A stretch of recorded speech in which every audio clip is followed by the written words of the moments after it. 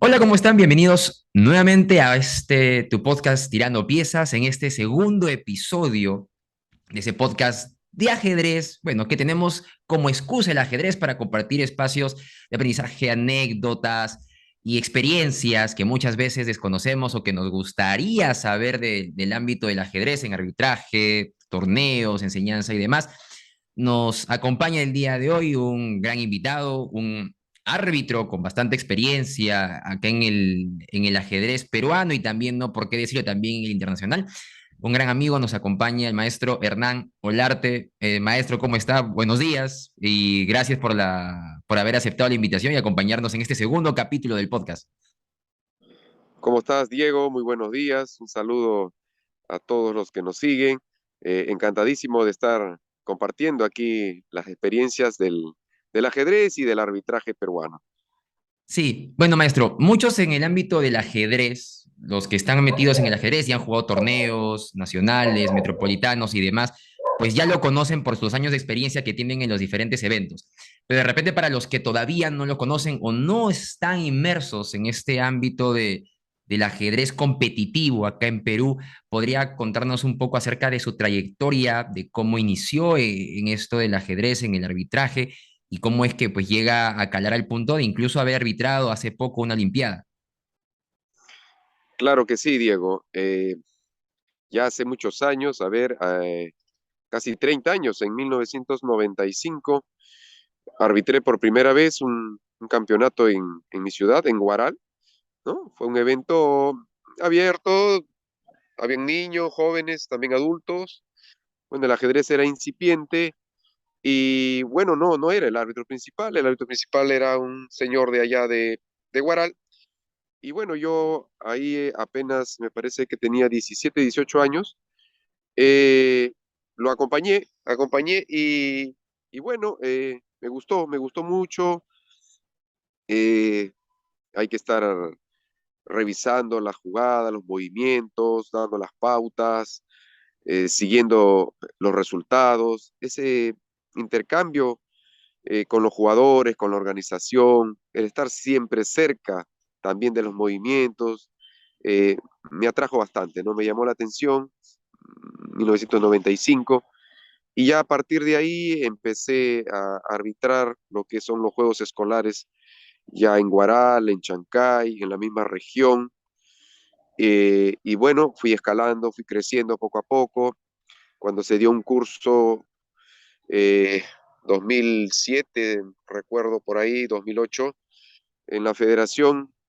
Y bueno, la anécdota es que yo estaba inmerso en lo que es netamente mi carrera como docente. Estaba enseñando yo en un colegio, ¿no? Acá en Guaral, de primero a quinto de secundaria, mi especialidad que es comunicación. Y bueno, ya le había metido de lleno a educación, pero me encontré en un evento regional justamente en Huacho, en Barranca, perdón, con Pasos, ¿no? Marco Pasos, también un gran amigo, y me dice, oye, Hernán, mira los cursos de la federación. Y yo como que estaba bastante alejado del ajedrez y con muchas dudas, eh, ingresé a ese curso, ¿no? Y Marco me lo recuerda, ¿no? Me dice, oye, si no es por mí no entrabas al arbitraje, me dice, o yo te convencí para que entres ahí al curso. Y efectivamente fue así, ¿no? Porque yo quería meterle de 100% a mi carrera de educación, pues ya Y yo más o estaba menos ese colegiado y año, todo. aproximadamente, ¿qué año era para más o menos tener una línea? A ver, me parece que fue el 2008, y bueno, la federación dictó un curso, fui como probando nada más al curso, y sí, me titulé como árbitro, ¿no? En ese entonces fue árbitro departamental, si no mal no recuerdo, y ya, entonces ahí se empezaron a presentar diferentes oportunidades de arbitrar, y de ahí arbitré un metropolitano, ¿no? Fui desde Guaral a arbitrar el metropolitano, al año siguiente fui a arbitrar el nacional, que fue en Huaraz, ¿no? Arbitré al 2010 otros eventos en Cusco, es decir, se me abrieron muchas puertas más, ¿no? Y bueno, ingresé pues al mundo del arbitraje y al contrario, más bien me fui apartando un poco de la docencia, ¿no? Ya, y por lo que me cuenta, justo al comienzo, cuando inició en el arbitraje, creo que como, no sé si como muchos, actualmente ya no es tanto así, creo que ya está más organizado para arbitrar.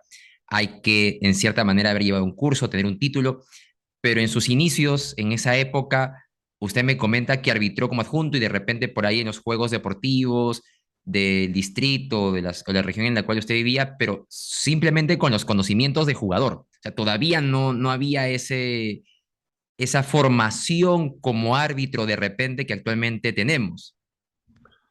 Exacto, exacto. Éramos muy empíricos y también hay que mencionar que el reglamento en esos años no es lo que era ahora, Diego.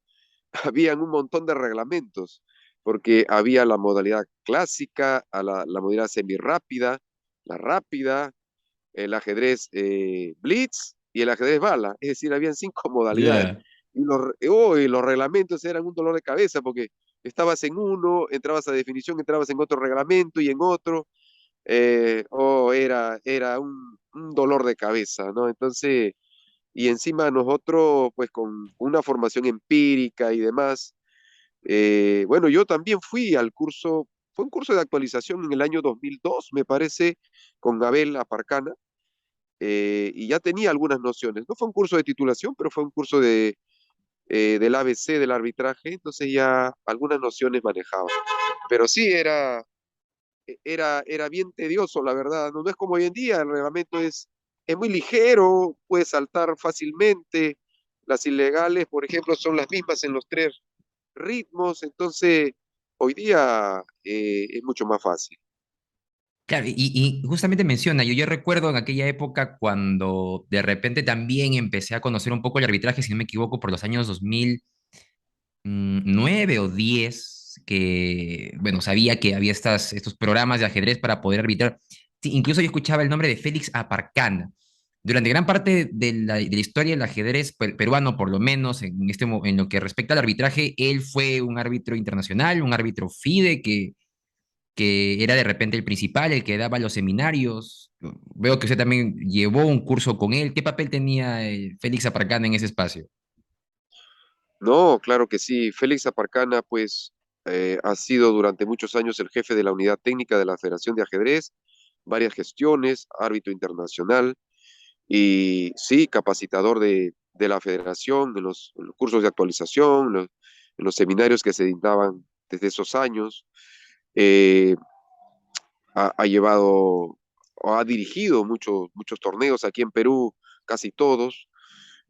También la Copa Latinoamericana en Cusco 2010 fue el principal. El Panamericano que se hizo el 2000, si no recuerdo, mal no recuerdo, 2011. Entonces todos los eventos, Abel Aparcana fue pues digamos, el pilar, el soporte del arbitraje peruano durante no muchos años, yo diría superando incluso la década, ¿no? Bueno, y claro, después de Félix Aparcana, me imagino o tengo entendido que ya aparece usted como quizá como un pilar o como representante de arbitraje, porque recuerdo yo, usted me comenta, bueno, 2005, 2007, yo recuerdo que en el mundo del arbitraje el 2017, si no me equivoco, que llevé justo un curso con usted. Y me Claro que sí. acuerdo, claro, llevé un curso contigo en Guaral, un curso de dos, En tres Cañete. días, un fin de semana, claro. Y bueno, de ahí ya me llevan para el Nacional y conozco a Alberto, a Jesús y a todos los colegas del arbitraje. Pero en ese momento usted ya era ya el que dictaba, el que dirigía, el que impartía estos seminarios de ajedrez. Sé que desde el 95, bueno, 2005 empieza su trayectoria, empieza a hacerse más conocido. ¿Cómo así es que llega a ese punto de ser la persona encargada o tener la batuta de dar los seminarios para poder titular árbitros nacionales en ajedrez? Porque, bueno, usted empezó como árbitro regional o departamental. En alguna época creo que había departamental, regional, nacional. Ya cuando ingresé yo, si no me equivoco, solamente había regional y nacional. Pero llegó usted a hacer ese curso, a dar el seminario para titular a los nuevos árbitros, a la nueva camada que iba a representar en el ajedrez en esa labor. ¿Cómo fue este proceso? O de repente, ¿a qué le dicta o le amerita a usted que haber llegado a ese objetivo? Porque muchos de repente que están escuchando también, que pueden estar interesados en el arbitraje del ajedrez, es una línea de tiempo bastante interesante que compartir. Claro que sí, Diego. Mira, el arbitraje no estaba estructurado en esos años, ¿no? Éramos en el año 2012 solamente 9 árbitros con licencia para arbitrar IRTs. Entonces había que hacer un trabajo importante ahí, ¿no? Mi persona ya era árbitro FIDE. Yo, dicho sea de paso, logré mis normas haciendo los torneos en Guaral, ¿no? Aprovechando la presencia de Gerardo Anaya, árbitro internacional cubano, Ok. que estuvo una temporada aquí en Perú. Entonces, bueno, había que invertir. Lo llevé a Guaral, asumiendo todo, ¿no? Como tiene que ser. Que estaba en Perú y lo llevaba a Oral. Estaba en Lima, por ejemplo, y usted lo llevaba a Moral. Así es, ¿Y lo eso llevé en en qué dos año fue? oportunidades. ¿En qué año fue más o menos A ver, esos esto debe eventos haber para sacar su sido retrofide? 2009, sí, 2009. Ajá, 2009, cuando al año siguiente que ya yo me titulo, empiezo a meterle todo, ¿no? Y para saltar a FIDE, entonces ya tenía las normas, porque bueno, hice mis IRTs, traje a un árbitro internacional como era Gerardo, los torneos muy bien organizados, se me dieron, y después la otra norma la completé con Abel precisamente en Cusco, y es ahí donde ya doy el salto para árbitro FIDE. Aprobé el seminario también con Santiago García, el mexicano. Entonces ya para el 2012 ya yo era árbitro FIDE. Y bueno, como te comentaba, el 2012, el 2013 solamente éramos 9 árbitros con licencia. Y Con licencia bueno, no quiere decir que eran árbitros FIDE. O sea, de repente eran árbitros nacionales y tenían licencia. exacto. Me parece que era Aparcana, árbitro internacional, y los FIDES éramos tres, que en ese entonces era de Gregory, era Velasco y era mi persona, Ok. y los demás eran nacionales, ¿no? O sea, Entonces eran era como un nicho cinco. bastante virgen, pongámoslo así, el arbitraje en el Perú en ese momento. Exacto, ¿no? Pero bueno, en esos años eh, es importante mencionarlo, ¿no? Eh, que el arbitraje estaba en pañales. El ajedrez peruano, sobre todo a nivel infantil, juvenil, venía creciendo, venía arrasando en medallas en los Panamericanos. Teníamos a Granda, el crecimiento de los hermanos Cori, pero eso no iba de la mano con la parte técnica. Entonces, había que apostar y darle fuerte al arbitraje, porque asumíamos de que, bueno, el árbitro es un intermediario entre el jugador y la organización, es un pilar clave, ¿no? Es como digo yo, es una pata de la mesa. Entonces, sin el árbitro, pues, esa mesa pues no tiene estabilidad, se cae. Entonces, había que impulsar mucho, ¿no? Entonces, ya asumió una nueva directiva con todo, con todas las de la ley, ¿no? Que fue Boris precisamente, y conversando ahí, pues mi persona le propuso hacer los seminarios, y es ahí donde empezamos con los seminarios. Justamente el primero fue en Cañete, donde tú participaste. Participó también el árbitro FIDE Alfredo Cubas, y se inicia ya una serie de seminarios de arbitraje, ¿no? Yo cuando conversé con el presidente en ese entonces, le transmití digamos, esa idea, ¿no? De que tenemos que fortalecer. La idea es, comparándonos con Argentina, de que, bueno, Argentina tiene quizás no los resultados deportivos que tenemos a nivel juveniles, pero tiene una base de 150 árbitros. Y esos árbitros asesoran en toda la organización de los eventos, desde las bases hasta el reporte y demás. Entonces, si queremos un crecimiento parejo, estable, necesitábamos fortalecer eso. Y bueno, los directivos lo tomaron a bien, y se inician ya los seminarios en todo el país, ¿no, Diego? Fui a Ayacucho, hemos estado en Lima varias veces, en el centro del país, en el norte también Carlomario empezó a impulsar varios seminarios. Se habrán dictado pues quizás 15, Jorge Vergara también en el centro, entre 15 o quizás más seminarios, y es ahí donde empieza el boom del arbitraje peruano, árbitros nacionales, cantidad, ¿no? Sí. Y bueno, ahí ya yo también haciendo árbitro internacional, año 2000, a ver, déjame acordar, debe haber sido 2017, subo árbitro internacional, el 2018 salto de árbitro D a C, y ya bueno, ¿no? Entonces, es más o menos el recorrido que hemos venido dando en el arbitraje peruano, ¿no? Con el aporte que hicimos en ese entonces y bueno, y también el crecimiento en lo personal. Y bueno, haciendo una diferencia con quizá con los periodos, ¿no? Porque sí son realidades y contextos diferentes. El del 95 al 2005, pues claro, la masa arbitral era menor, quizá también la oferta o la competencia, a pesar de que, claro, el conocimiento o la base teórica del arbitraje todavía estaba forjándose y había que impulsarlo. En cambio, ahora, aunque hay una mayor cantidad de información para el arbitraje y está más consolidado, pues también hay una gran cantidad de árbitros, como mencionas, de árbitros nacionales, por ahí árbitros FIDES y algunos árbitros internacionales. ¿Qué tan difícil puede ser? Bueno, en su momento, ¿qué tan difícil o complicado fue dedicarse al arbitraje en ese periodo del 95-2015? O bueno, perdón, 95-2000 2017, ¿no? En ese periodo que todavía no se dan esos cursos y esos seminarios, ¿qué tan complicado o difícil era de repente dedicarse al arbitraje o pensar en una carrera arbitral dentro del ajedrez peruano? ¿Y qué tan difícil es ahora? Antes era más sencillo, más difícil, hay más proyecciones quizá en estos momentos, dada la cantidad de árbitros que hay con respecto a periodos anteriores. ¿Cómo ve esa comparación en estas dos realidades que se presentan? Sí, yo lo dividiría en dos periodos, ¿no? Antes de la gestión del 2015 y posterior a la gestión del 2015. Antes de la gestión del 2015, pues era muy incipiente, los juegos escolares, sí, había que participar, era casi la única oportunidad de arbitrar, ¿no? Ok, Eso es a nivel nacional.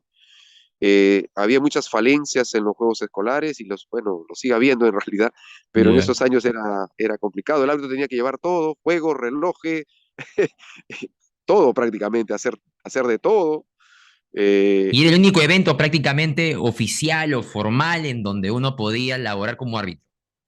exacto, era lo único, no había más. Si por ahí el Nacional en esos años, antes del 2015, era, los nacionales de federación me refiero, no eran lo masivo que son hoy en día y se manejaba con, pues, un pequeño grupo de árbitros, ¿no? Entonces, ya luego del 2015 se inicia un boom del arbitraje, uno por los seminarios, pero dos también por los IRTs, ¿no? Porque anteriormente, en promedio, los IRTs eran pues 10, 15, quizás 20 IRTs al año, pero ya de a partir del 2015 estamos sobre la base de 100 IRTs. Entonces eso precisamente mm, dio la oportunidad a muchos árbitros y fue de la mano con los cursos de titulación que iniciamos, es decir, titulábamos más árbitros porque también necesitábamos más árbitros. Habían los IRTs descentralizados, todo el país eh, se puso las pilas, entonces no todos los árbitros de Lima, eh, digamos, tenían la disponibilidad pues Con las de facilidades, claro, viajar. de ir. Exacto, ¿no? Entonces se capacitaban 2, 3 días, se daban los cursos, los seminarios y ya, y los árbitros sí respondieron, ¿no? Respondieron y es lo que también eh, impulsó. Sin embargo, para hablar de una carrera arbitral antes del Ujú. 2015, pues no hay una carrera arbitral como tal, ¿no? Solamente era los juegos escolares, la etapa distrital, por ahí la provincial, la regional, quizás si tenía fortuna y Y se bueno, y acababan nada más, los trabajos como árbitro en esos años. se acababa todo, ¿no? Entonces, y en federación todavía, como te digo, era incipiente. Ya a partir del 2015 con los IRTs, sí, pues, ¿no? Tienes más oportunidades de arbitrar, puedes salir a provincias y ya, se inicia el boom y pues ya como árbitro tener, digamos, ciertos ingresos, ¿no? Tampoco es que es una carrera, una profesión, pero por lo menos ya te permite dedicarle un tiempo a estudiar más las leyes, ¿no? A repasar los casos, ayudar en la organización, en las bases, te permite, pues, eh, cierto espacio, ¿no?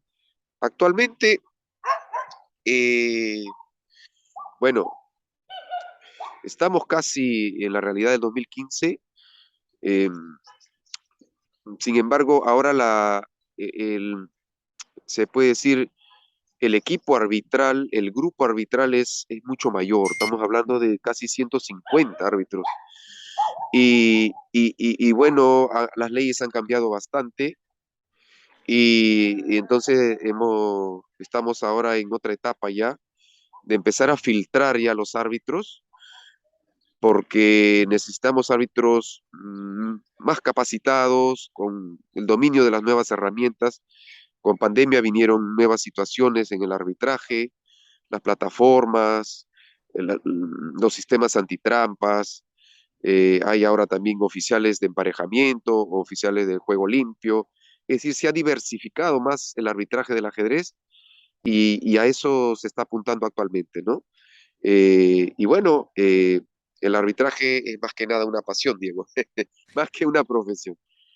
Y en parte es cierto, ¿no? Porque, por ejemplo, en mi caso, y no sé cómo era en el suyo, posiblemente sí era también parte de esa pasión, porque claro, arbitrar 3 eventos al año, pues como alguna vez me dijeron, no para la olla. Es en realidad una actividad que falta bastante de desarrollar. Pero en mi caso, algo que me hizo sentir pasión por el arbitraje, o que hizo que me gustase el arbitraje, más que por arbitrar per se, y ese fue mi caso, de repente este también lo puede compartir el suyo, fue el ambiente o de repente las amistades que se podían formar. Quizá uno desde afuera pues observa que los árbitros simplemente están parados y ven las partidas y tienen que decir piso cada pieza jugada, cobrar ilegales, poner resultados, que es parte del trabajo y que sí, creo que es un trabajo bastante arduo el estar parado y estar concentrado en más de una partida para poder verificar o corroborar resultados y algunos reclamos formales que pueden haber. Pero lo más grato era compartir con amigos, estar en el torneo y hablar de casuísticas, de deportistas que habían hecho tal o cual cosa, de preguntarnos qué te había pasado, por qué tomaste esa decisión, e identificar que de repente desde afuera no se ve, pero hay tantas cosas que pasan en un torneo que no son necesariamente técnicas, que hacen que esas horas de labor pues sean bastante amenas. Y en mi caso creo que por ese lado va la pasión del arbitraje. Si de repente a mí me convocan de repente para arbitrar un torneo solo, va, como que lo puedo pensar, ¿no? Por el tiempo que amerita arbitrar un torneo, que son varias horas de estar en el evento, programar las bases y demás. Pero si me convocan a un arbitraje en donde van a mostrar los colegas, los amigos con los que hemos compartido, es prácticamente seguro que uno acepta. Por ese lado va su pasión por el arbitraje, va por la parte técnica de conocer las leyes. ¿Cómo es, en el caso suyo, esa pasión que tiene por el arbitraje? Sí, sí, sí. No, el compartir con los colegas eh, es todo una historia, ¿no? Es algo que nos nutre, nos enriquece, no solamente como árbitros, sino como personas, ¿no? Esas vivencias, esa experiencia que vemos en el día a día, desde el transporte, la llegada, el compartir los momentos, la cena que estamos, en todo momento nosotros estamos hablando de ajedrez, de casos, de arbitraje, incluso cuando uno se va al dormitorio, a veces estamos dos, tres árbitros ahí compartiendo una doble, una triple, y seguimos dándole, ¿no? Entonces, son cosas que pasan, se puede decir, detrás de cámara, que nos llena, ¿no? Nos enriquece y nos fortalece. En mi caso particular en el arbitraje, yo desde el momento que circulo por las mesas y camino por los pasadizos de la sala de juego, pues es algo que a mí me entusiasma y me emociona, ¿no? Desde siempre, Diego, eh, quizás más que sentarme en un tablero y jugar, en realidad, soy Yeah. honesto, el hecho de pasar y mirar los jugadores y mirar los relojes y mirar las planillas, estar al pendiente de los resultados, eso a mí me genera mucha satisfacción, ¿no? Entonces, Bueno, es algo que, por ejemplo, te comento la anécdota en Chennai, en India, en la Olimpiada que estuve, Ujú. compartiendo ahí con los colegas árbitros de todo el mundo. Y ahí un colega me decía, Hernán, bueno, ya él tenía 3 Olimpiadas, ¿no? Entonces me decía, Mauro, pues no, Mauro Amaral, mi gran amigo de Brasil, árbitro internacional, categoría B, me decía, Hernán, no, para la próxima Olimpiada ya yo tengo que venir como delegado, me decía Hernán, este, ¿qué opinas tú? Me decía Mauro, yo le decía, no, Mauro, compadre, para mí esto es, yo prefiero estar, no, de delegado que estás ahí, no, reuniones y no, muchas cosas. Lo mío es estar aquí en la mesa con los jugadores, ¿no? Ahí con los árbitros de sector, los principales, el intercambio. No, lo mío es esto, compadre. Entonces, eso es lo que a mí siempre digamos, me ha nutrido, ¿no? El arbitraje en la zona de juego, digo. Volviendo entonces después de una pausa merecida para poder continuar con la charla y con el podcast con el árbitro internacional y amigo Hernán Olarte. Bueno, justo nos mencionabas que sí es cierto, ¿no? Que eres un árbitro más que por labor o por compromiso, quizá por vocación. Y más vocación que muchos de repente, porque sí te apasiona el hecho de estar presente en ese espacio, de caminar por los tableros, ver las partidas, las planillas, a los deportistas. Cosa que en parte sí es cierto que nos llena, nos gustan, nos llena de satisfacción por las experiencias mismas que se llenan con los deportistas, las categorías sub 8 sub 6 sub 10, pero adicional a ello, pues las charlas, las conversaciones y el compartir, como mencionas, en los cuartos de hotel. Creo que muchas de las anécdotas o experiencias que tengo yo en el arbitraje son parte de esos espacios que compartimos en los cuartos de hotel, ¿no? Uno piensa que terminando el torneo nos vamos a dormir y a descansar, pero no es así. Empezamos a ver incluso las categorías de otros colegas, empezamos a consultar acerca de los resultados, de los emparejamientos, verificar las planillas, incluso pasa, y lo podemos conversar, creo que a veces los resultados de las planillas no van acorde a lo que de repente está en nuestro programa o en nuestras anotaciones y viene ahí las discusiones, cómo lo solucionas, hay que llamarlos, ¿estás seguro cuál fue el resultado?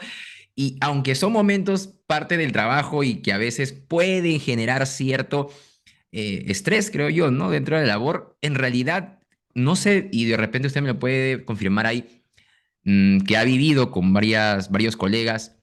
No sé si es de repente por el recurso humano o el grupo humano que yo he compartido en la Federación Peruana de Ajedrez, o es algo general, pero independientemente de los problemas que podía haber durante la organización de un torneo, ya sea por los árbitros o sea de repente por la organización, era un espacio bien divertido y todo lo tomábamos de manera bastante deportiva, con gracia, de manera amena y a pesar de los problemas, terminábamos riéndonos en los cuartos de hotel. Sí, claro que sí, Diego. No es una vivencia única, ¿no? Diferente a lo que viven los jugadores, los entrenadores, ¿no? O los papitos que viven desde la tribuna también. Cada quien lo vive de acuerdo a cómo lo enfoca, cómo lo encara al día a día, y nosotros lo vivimos así, tal cual lo has mencionado, ¿no? Sí es cierto, nosotros eh, se parece nuestra labor bastante formal, estamos de traje, estamos de terno, estamos con camisa, pero en el fondo también nosotros somos ajedrecistas, somos personas, eh, y en esos momentos, espacios de la cena, del hotel, del transporte mismo, a veces estamos ahí, o sea, nuestra mente está ahí en el torneo, ¿no? Entonces, eso es algo que a veces desde afuera no se ve, no se nota. A veces somos los malos, nos reclaman, oye, que el resultado, o por qué demora el pareo, eh, y cosas así, ¿no? Pero a veces no es tanto, digamos, responsabilidad de nosotros, o por qué demora tanto la ronda. Quizás a veces pasan cosas en la organización misma y que a veces nosotros, Diego, ponemos el pecho también, ¿no? Claro, Pero, este, no, no, no, es lo bonito de este mundo del deporte en general, Diego. O sea, tenemos la enorme satisfacción nosotros de que estamos en un espacio que nos apasiona muchísimo, que nos llena, nos reconforta. eh, si bien es cierto, económicamente no está pues al nivel, ¿no? De lo que en otras profesiones o en otros oficios nos diera, pero que nos llena, ¿no? Entonces, esa es la gran suerte que tenemos, ¿no? Me he topado con muchas personas que dicen, oye, Hernán, ¿qué como tú, que estás, qué es lo que te gusta? Eso por un lado, ¿no? Pero sí, es una labor eh, intensa, llena, placentera, ¿no? Eh, que bueno, que en lo personal, Diego, eh, me encanta, ¿no? O sea, el viajar. A veces yo he viajado, Diego, te comento, a sitios que otros árbitros no han querido ir, ¿no? He ya. sido un árbitro muy viajero por el país, a partes de la sierra, a lugares con poco desarrollo. Entonces, a mí me encanta viajar, es algo que también tenemos que dar de nosotros, ¿no? O sea, no solamente vamos a los eventos grandes, importantes, sino también a las provincias, a las placitas, a las zonas con poco desarrollo, siempre ir dejando semilla, ¿no? Entonces, es lo bonito, ¿no? Estamos en hoteles de 4 estrellas, a veces estamos en hotelitos ahí muy, muy modestos y estamos de todo, ¿no? Entonces, hay de todo, pero igual siempre dejando algo, algo para ellos y también aprendiendo algo nosotros, de todos, de la organización, de los deportistas, de los árbitros locales. Bueno, es cuanto voy recogiendo yo de esta labor. Sí, son muchas experiencias, muchas emociones y muchas vivencias, creo yo. Y dependiendo del nivel del torneo, pues hay muchas otras más. Y ahora se me vienen muchas anécdotas que de repente en otro momento, y ahora que con este capítulo, pues ya nos vamos conociendo un poco más y conociendo la experiencia que tiene en el arbitraje, ya podemos tocar de manera directa o específica algunos eventos que se hayan participado y compartir anécdotas también con muchas personas para que vean lo que en realidad pasa detrás de un torneo de ajedrez, todo lo que se vive y muchas cosas que pueden ir pasando. Ahora, durante muchos años fue árbitro, llegó a ser árbitro internacional, pero hubo una etapa, bueno, que es muy reciente en realidad, en donde pues tuvo que cambiar esa labor, no sé tampoco decir de profesión, pero de repente esa labor que tenía como árbitro y tuvo que tomar una posición bastante fuerte en lo que era, e importante como presidente de un grupo de trabajo dentro de la Federación Peruana de Ajedrez, en un momento en donde de repente estaba un poco complicada, tenía que darse una transición, se crea lo que es este grupo de trabajo, que es un ente, una institución o de repente una persona jurídica que tiene la labor de normalizar, estandarizar, ser el puente o el nexo para regular la situación de la federación y usted tuvo que tomar la presidencia. ¿Cómo fue esa experiencia o incluso cómo se llega a ser esa parte de presidente de grupo de trabajo y qué complicado o qué situaciones se puede dar al respecto? Porque es una posición pues que muchos obviamente desconocen o en algún momento no es como el arbitraje, que yo deseo ser árbitro y va, tengo acceso al arbitraje, puedo aprender arbitraje y no necesariamente dedicarme, pero puedo ser árbitro. Puedo leer las leyes, llevar cursos y ser árbitro de ajedrez. Y puedo vivir las experiencias que de repente es que se comparten. Pero en el caso de una presidencia de un grupo de trabajo es un puesto que no se puede vivir necesariamente porque uno lo quiera, y que tampoco es un puesto en donde, ok, yo estudio para eso, yo me preparo para ello y lo puedo cumplir, trabajar o vivir. ¿Cómo fue ese momento para usted? ¿Cómo se llegó a ser presidente de este grupo de trabajo y cómo fue ese proceso? Que imagino que ha sido bastante complejo. Sí, Diego. Sin embargo, hay que hacer una pequeña precisión ahí en el sentido de que, si bien es cierto, mi labor se conoce en los últimos años por el arbitraje netamente, pero yo tengo una labor en el ajedrez de muchos años en varios espacios, ¿no? Como deportista quizás no he trascendido mucho, pero sí he competido en los campeonatos regionales, ¿no? He jugado dos regionales del norte, he participado en muchos eventos en Lima mismo, desde categorías juveniles, los torneos en Miraflores, en la concha acústica que hacía Alberto Andrade. Y tiene un buen He elo sido también, ¿no, dirigente. maestro? O sea, aclarando eso, también tiene un elo que tampoco no es, o sea, no es malo. ¿De cuánto es su elo? Es 1960, me Y parece, casi sí, 2000 de 69. elo. Sí, bueno, eh, no, ahora en estos momentos ese celo es más o menos. Cuando yo lo saqué estuve decepcionado de celo, pero ahora que Ah, lo veo ya. bien, es más o menos. Agradecido, agradecido con que esté ahí. Sí, sí, entonces, no, en varios espacios, como te decía, he tenido casi 20 años de labor como docente de ajedrez en diferentes instituciones, en Guaral y en Lima mismo también, profesor de aula de ajedrez, entrenador también, dirigente, muchos años, Diego, Ujú. dirigente de clubes de Guaral, de la Liga de Guaral. Entonces es algo que en mi persona, en mi faceta, quizás no han conocido mucho, Es muy pero que sí conocida, claro. no es muy conocido. Entonces, el arbitraje es mi pasión de toda la vida, pero cuando mm, me encargo en algo o decido mm, tomar una labor, pues es completo, Diego. Entonces el año 2021 sí, pues me tocó asumir este reto. Vino una propuesta de un grupo de clubes para encabezar este grupo, hacer una propuesta formal al IPD, tomando en cuenta que ya eran dos grupos de trabajo que se habían caído y que no habían cumplido pues el objetivo, que era el dejar una junta directiva. Entonces, en primer lugar, yo declino, Diego, ¿no? Porque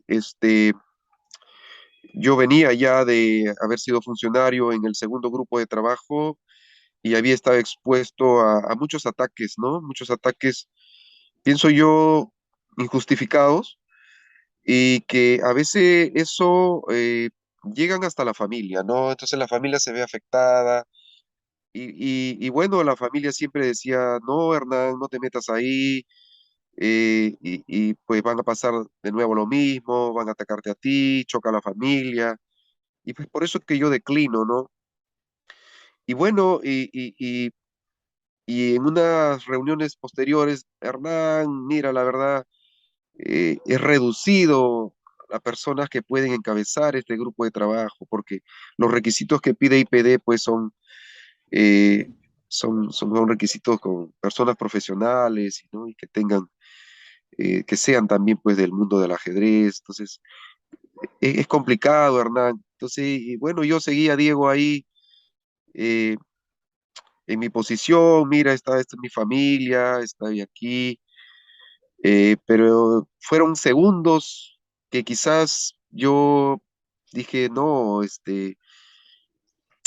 ahora o nunca, ¿no? Entonces, si queremos apoyar y enrumbar el ajedrez peruano, hay que hacer sacrificios, ¿no? Hay que hacer sacrificios y bueno, son segundos que yo digo, está bien, voy a asumir, ¿no?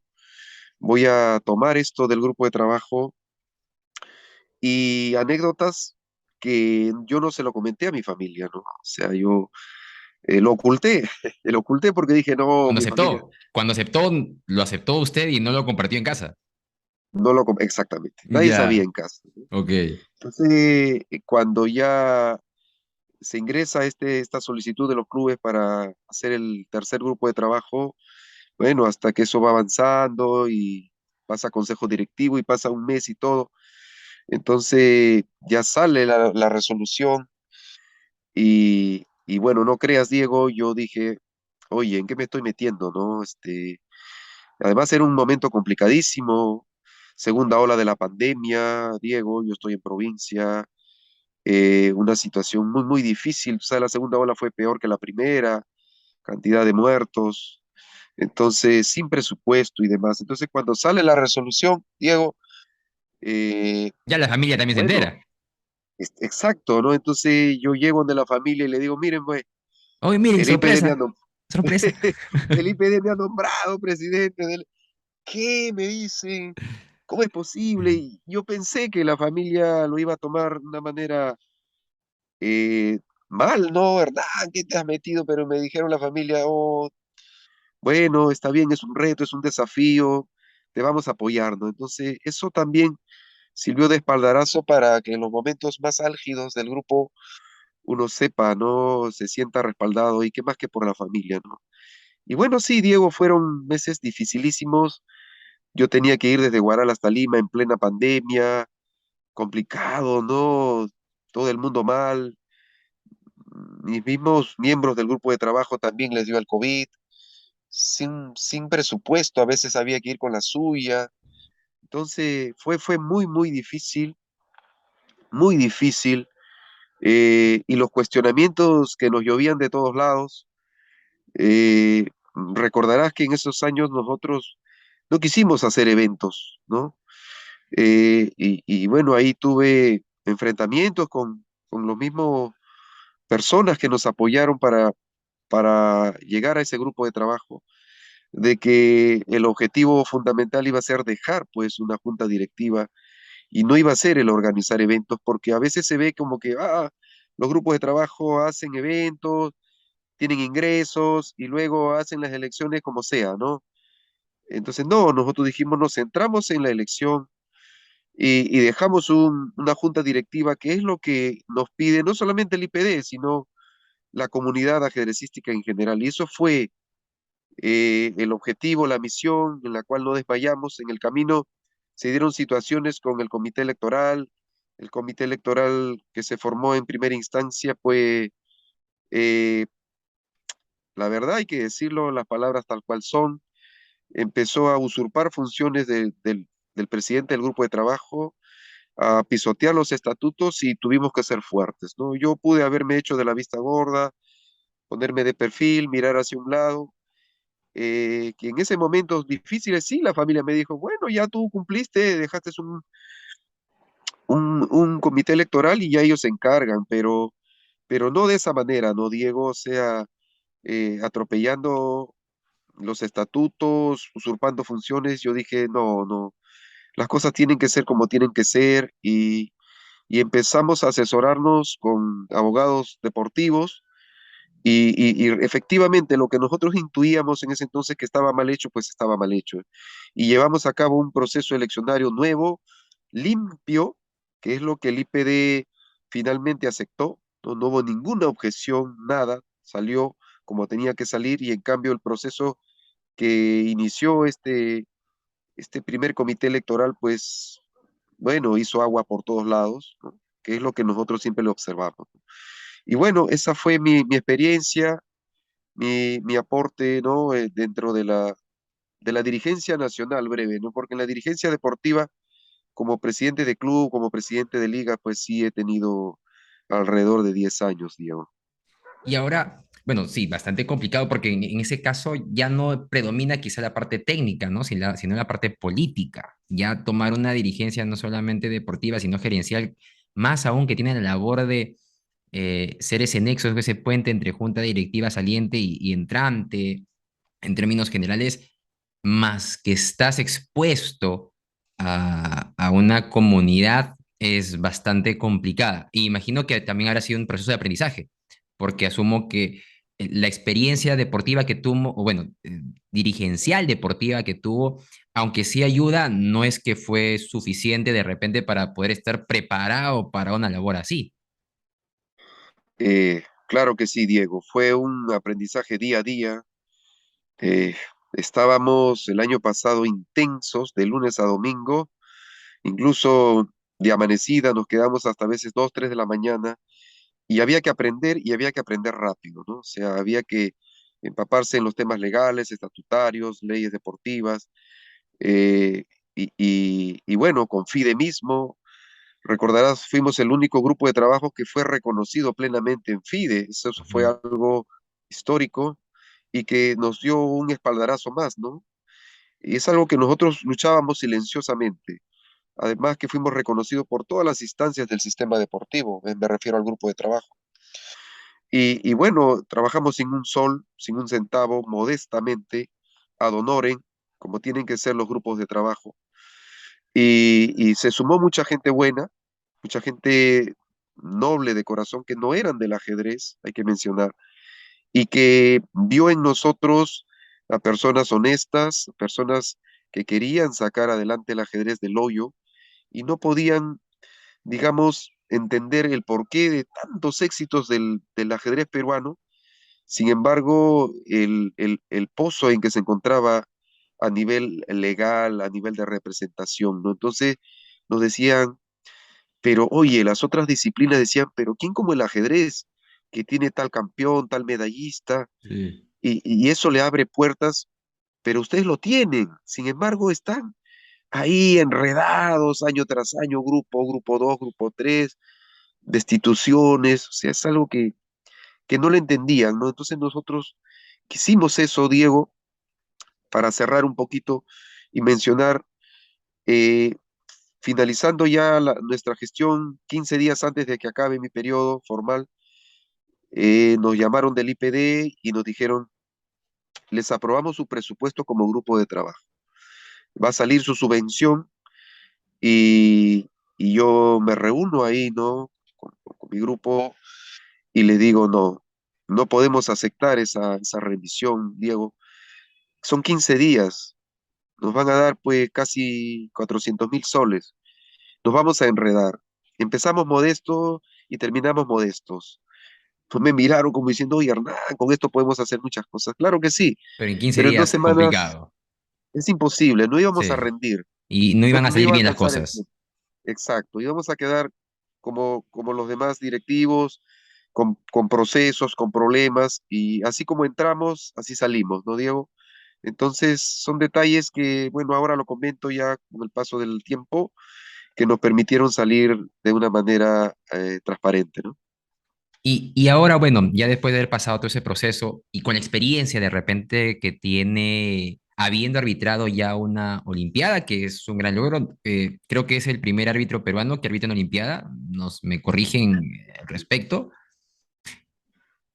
Sí, sí, Mm. efectivamente es Diego, ¿no? Eso es la primera vez que se da esta situación. El arbitraje peruano hubo tenido un crecimiento sostenido en los últimos casi 10 años, 7, 8 años, eh, pero esto no venía de la mano con la participación internacional de nosotros. Es decir, nosotros tenemos que salir y tenemos que demostrar afuera lo buen árbitros que somos, ¿no? Somos árbitros de nivel, árbitros internacionales, árbitros FIDE.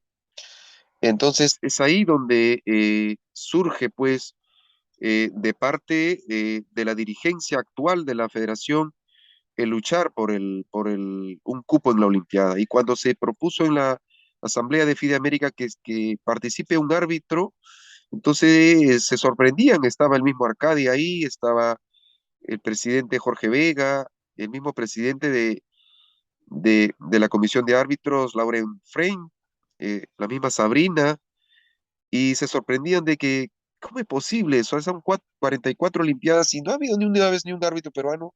Pues no, no ha habido, no ha habido. Ya, dennos una, ya.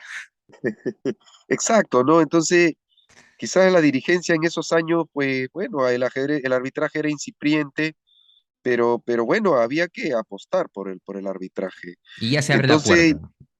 exacto, ¿no? Entonces, ya se pidió a FIDE y FIDE fue la que hizo la evaluación. No fue la dirigencia peruana que dijo, ah, no, que vaya Hernán, Ujú. sino se hizo la propuesta. Y bueno, ya faltando pocas semanas para el inicio de la Olimpiada, me llega a mí el correo personal de invitándome a la Olimpiada. Y bueno, Diego, tú me conocerás, algunos más, otros menos. Soy una persona muy desprendida y es donde yo llamo a los dirigentes de la federación y le digo, no, mi hermano, que vaya otro árbitro. Son muchas semanas, son 3 semanas, entre Largo. los viajes y todo.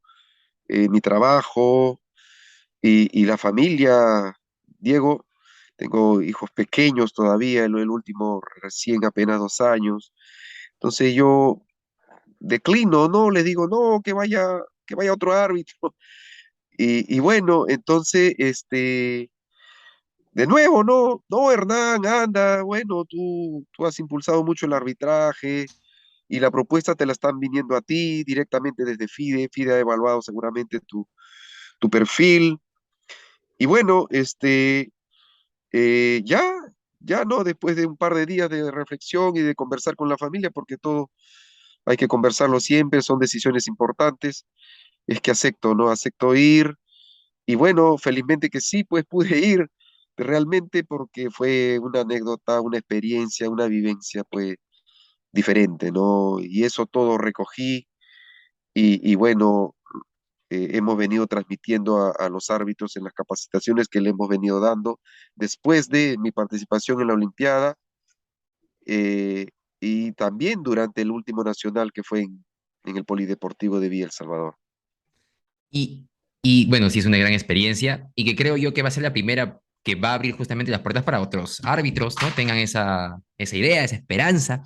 Y el arbitraje ya que en el Perú ha crecido, sigue avanzando y creo que ya esas oportunidades se van a poder ir masificando a los árbitros que sí, como usted menciona, pues hay muchos árbitros de ajedrez en el Perú que yo he podido conocer que son muy buenos en la parte técnica, también en la parte personal, porque creo que como árbitro algo importante también es esa empatía, ese diálogo que uno puede mantener con los padres de familia, con los entrenadores, con los deportistas.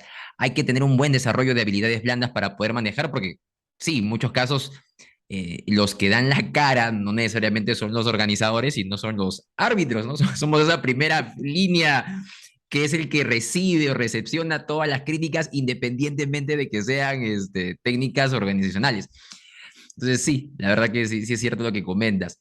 Y bueno, ya para ir terminando este segundo episodio de este podcast, un comentario, desde obviamente el punto de vista arbitral, con la experiencia que usted tiene, acerca de este caso que es un boom y que va a ser algo curioso de repente compartir, que es el caso de Niman, que ha sucedido con Magnus Carlsen. Usted como árbitro internacional, árbitro de una Olimpiada, ¿cómo ve esta situación? ¿Cuál es su punto de vista? Obviamente no podemos aseverar ningún tipo de situación, pero su punto de vista y de repente qué consecuencias que se pueden dar ahora con lo que se ha dado de este caso, pues que prácticamente hasta por personas que no son del ajedrez se ha conocido, ¿no? Se ha conocido. Exacto. Sí, sí. No, Diego, mencionar que de las grandes crisis vienen las grandes oportunidades, ¿no? Y esto que ha sucedido con Niemann y con el campeón mundial Magnus, pues es una oportunidad de ir mejorando los sistemas del fair play, del juego limpio. Bueno, yo sé tanto como ustedes de lo que viene aconteciendo. Por ahí se mencionó que quizá era un tema de espionaje. También mencionaban que habían chips debajo de la piel. Es decir, había hay una paranoia ya tremenda que, que tenemos que bajar un poquito los niveles, ¿no? Ser serios, ser mesurados, ser un poquito más calmos y esperar, ¿no? Acabo de leer el comunicado último de FIDE, donde ya formó una comisión de 3 personas y que se va a encargar específicamente de revisar el caso de Magnus, ¿no? Si bien es cierto, no ha habido una reclamación formal, pero va a actuar de oficio, ¿no? Y se va a asesorar con especialistas, precisamente en el juego, en el análisis de ordenadores, de sistemas electrónicos de transmisión y demás, ¿no? Entonces, yo pienso que esto que ha remecido en las últimas semanas el ambiente ajedrecístico va a significar un salto, Diego, y nos va a permitir a nosotros los árbitros y también a los organizadores hacernos de mejores herramientas para poder atender, ¿no? Y yo no podía decir que Niman es pues sospechoso o no, no puedo acusarlo porque los elementos que tenemos a la mano pues no nos dan para hacer digamos, un juicio, una interpretación sobre ello, y tampoco puedo, digamos, cuestionar el proceder de Magnus, que, bueno, tiene alguna información más allá.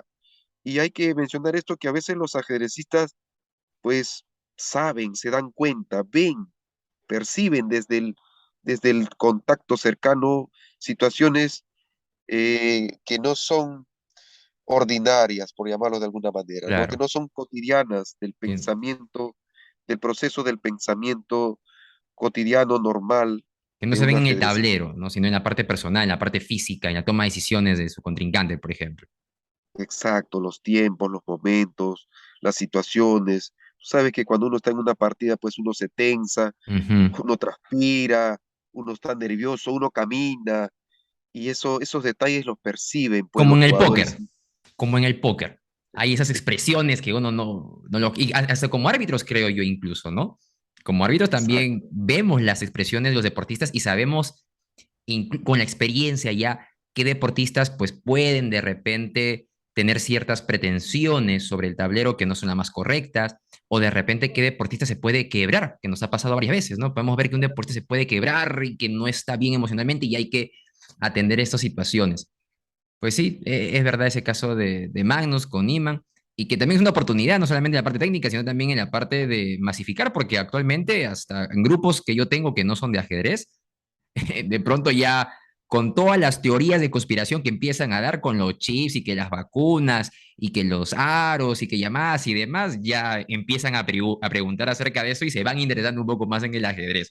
Entonces sí, tiene esa parte positiva, creo yo, ¿no? Como mencionaba con algunos estudiantes de una universidad de comunicación, no recuerdo si me dijeron el chisme, pero la polémica vende, ¿no? El chisme y la polémica vende. Y creo que eso por ahí nos va a beneficiar en cierto aspecto en el ajedrez. No hay, como dicen, no hay mala fama, no hay mala noticia. Mientras que hablen del ajedrez, en términos generales, bienvenido sea. Más personas se van interesando de este bonito deporte. Maestro Hernán, bueno, un gusto. Gracias de nuevo por haber aceptado la invitación y tener este espacio en este segundo capítulo. Unas palabras finales para todos los que puedan estar viendo el podcast. Un saludo, algunas palabras con las que quiera cerrar. No, agradecerte, Diego, por brindarme este espacio de conversación, de diálogo del ajedrez peruano, el arbitraje. Hemos tomado varios temas acerca de lo que ha venido aconteciendo en el ajedrez en los últimos meses, los últimos años. Y no, encantadísimo de estar aquí en este importante espacio. Y bueno, felicitarte por esta iniciativa de ir recogiendo pues las vivencias, las experiencias de las personalidades del ajedrez, e ir nutriendo, haciendo cultura en el ajedrez peruano. Muchas gracias, Diego. Listo, muchas gracias, maestro. Un saludo para todos y ya nos vemos en un próximo capítulo. Nos vemos.